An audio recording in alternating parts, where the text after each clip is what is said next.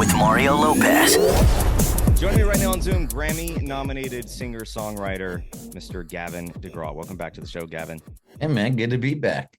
It's been a little while. I feel like we talked to you at one point during the pandemic. I don't remember when it was, but I think we talked to you on Zoom at some point.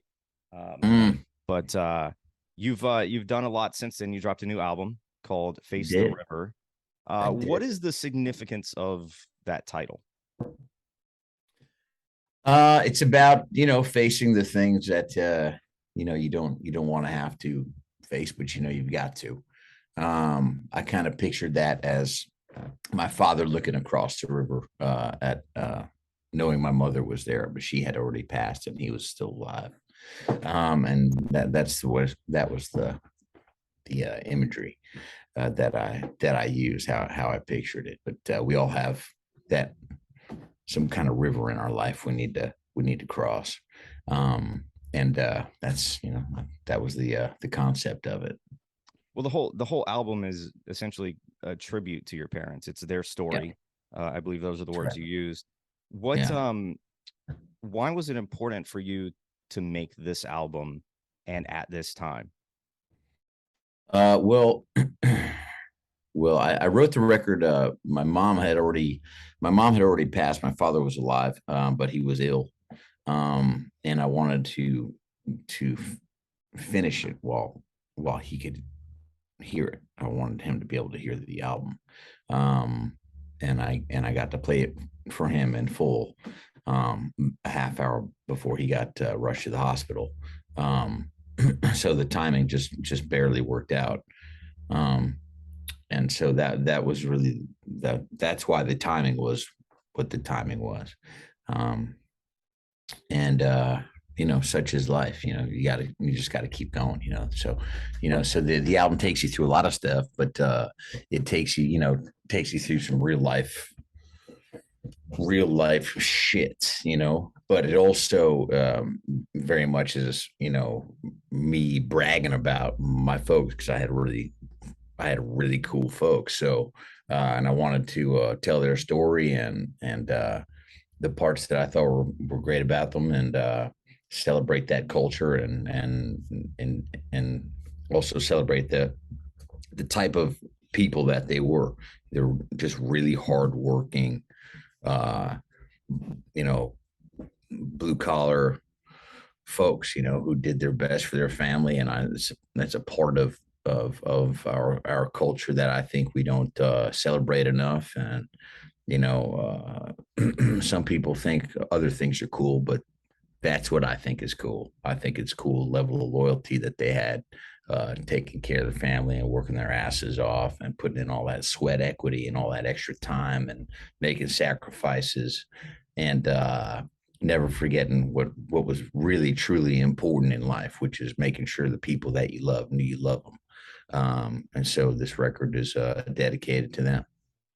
It's interesting because I don't know if this was the intention when you were working on this, but I've lost my parents as well. I lost my mom last November. Sorry. And hearing the album, it's interesting because my parents were similar. They were blue collar. They were hardworking. They were, I kind of grew up in a similar way. The specifics were different with like their jobs and things like that. But there's a feel to the songs throughout that entire album that I think is incredibly relatable to people who are grieving and actually like going through sort of what you were going through. Like, you got to play it for your dad before he passed, which is incredible. But it was probably an unintended consequence that this album is actually helping a lot of people. Yeah, I hope it is. Condolences to you. I know the severity of all those circumstances when you're going through them, and once you get through them, and they even though you think it's over once they pass, it's actually a whole nother type of emotional roller coaster. And I was hoping that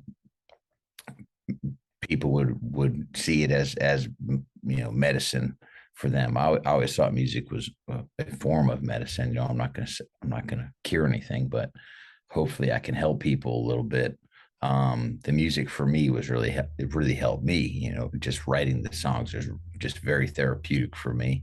I felt like I had to get the things that were really driving me nuts out of my system, and I had to, you know, not just writing down the sadness, but also, the anger, the rage.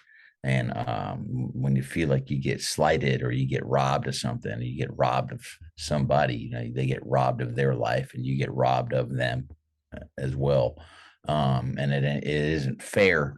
And a lot of people just say, "Hey, put on a happy face." Well, no, nah, not really. I'm upset right now, and I'm really pissed, and I'm gonna talk about that. And it's okay to be upset, and it's okay to get angry. It's just what you do with all that kind of energy, all that kind of energy that really matters. There's no reason to suppress it. You kind of got to get it out in some way, or one way or another. Um, but you know hopefully by being honest about it and sincere about it, you give people a way to relate to you, and they feel like they're not completely suffering what they're suffering alone. The fact is, we all end up going through this stuff. Everybody's going to go through this. And there's just subjects that we tend to avoid socially for a lot of reasons. Some of it's just you don't want to be sad in public. But the way you're, and ultimately some of the best friendships you're going to have really are the ones where you meet somebody and you reveal the things that you kind of both suffered at some point, and you find a relatability there. It ain't all rainbows and butterflies life.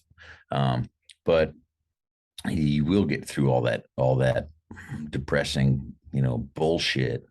And you just gotta, it's one day at a time, Yeah. it's one step at a time. And there is no wrong way to grieve. Like I like you're agree. saying, people say, "Oh, put on a happy face" or whatever, and it's like, Yeah. I'm not in that place, so I'm not gonna Yeah. do Yeah. that. Just And put on a happy face. Just think good. And you're like, hey, fuck you. Like, I'm really upset right now, yeah, like, it's let me be, and let me get through it right now, and those are the kind of things that go through your head, and people may be wanting to help, but sometimes you just have to go through it your own way sometimes. But also, there's so many people going through it, you don't have to necessarily do it alone. you exactly. know You're um, 100% correct. Well, the album is absolutely beautiful. Quickly before we move on to something else, appreciate do you that. have a favorite song from the album? For me, it's hard for me to say what a favorite song is for me, but I would say the one song that encompasses the whole album, if I was to look at the whole album, the song that encompasses the whole album the best, in my opinion, is a song called Freedom. Johnny's song Freedom. Yeah. um and it's really just line by line, tells a story about my parents, what each of them did for, whether it be work or life or whatever. And also, like, how me and my friends and my siblings, would blow off steam watching our parents go off to work, for their daily war to provide for their families. Um, and the reality that you just got to enjoy the freedom that you can and enjoy the time that you get, and that free time that you get. Every time you get it, you have to go and enjoy that time, you know, um, 100%. Speaking of that, your parents best went you can. your parents, or at least your dad, I think, went to Woodstock, correct? The original Yeah, Woodstock. my parents went to Woodstock together, actually, and ironically, I'm here. I'm at the original site right now Oh, for a wow, that's show. crazy. Yeah, yeah. So I'm backstage right now. Um, What did your parents tell you about Woodstock, about that experience? they told me a lot, and some of it I was like, don't tell me anymore. That's kind of gross. But you know, That makes sense. but yeah, but they came here together in 1969, and my my dad had a dump truck because his family had a couple pieces of machinery and equipment because they were doing construction work. And he said he had carpeted the back of his dump truck. Right. So he cruised in here. That's classy. So classy. He was a classy guy, classy guy. Dump truck, some beer, some carpet. And so anyway, he said he came here with her and he had his draft card in his back pocket for the Vietnam War. And it was his last weekend as a civilian. And he was spending it with my mother before he had to get shipped out to basic. And he told me a bunch of shit. You're gonna love this. I have to tell you this story. This is so good. So my dad was just a very, very nice guy, but he had a little bit of a justice streak, right? So anyway, he's saying he's here at Woodstock with a friend of his, and they're selling albums, they're selling records. They set up a little shop under a tent, and this motorcycle gang comes through, and some guy was walking through the tent, around the tent, and he's wearing this leather jacket and his leather vest, and he looks, he's greasy, and he picks up some album, and he says to the other guy, "Oh, this looks good, and I think I'll take this." And it's like some singer-songwriter, some female singer-songwriter, like a real folky, hippy-dippy thing, the kind of music the guy obviously wouldn't listen to. Right. And he said, I'll just take this. And he starts acting like, he won't pay, right? Because he looks scary. And so my father says, "No, actually, if you want it, you can pay. It's $4 or whatever it is." He goes, "Nah, I think I'll just take it."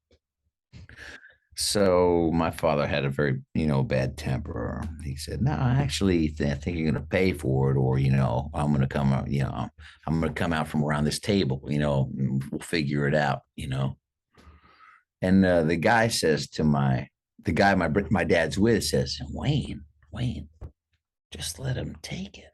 He goes, "No, fuck this guy. He's going to pay like everybody else." He goes, "Wayne, he's in a motorcycle gang. Fuck his gang, right? They'll take care of this guy first, and whatever happens after that." "Wayne, have you seen the name of their gang?" He said, "Why? What's the name of the gang?" And he goes, "They're called the Motherfuckers." He goes, "The Motherfuckers?" "Yes, the Motherfuckers." He goes, "It's a great album. You're going to love that album. I'm a house." Oh, that's amazing. That is an amazing story. Oh, that's awesome. So you're sitting. So right now you're at Woodstock. You're about to perform. Yeah. There. Yeah. What are the shows looking like on this tour?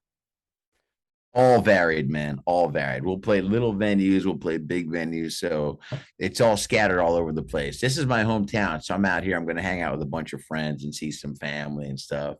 Cool. Play this little spot out here. And then I'm going to stay for a few days.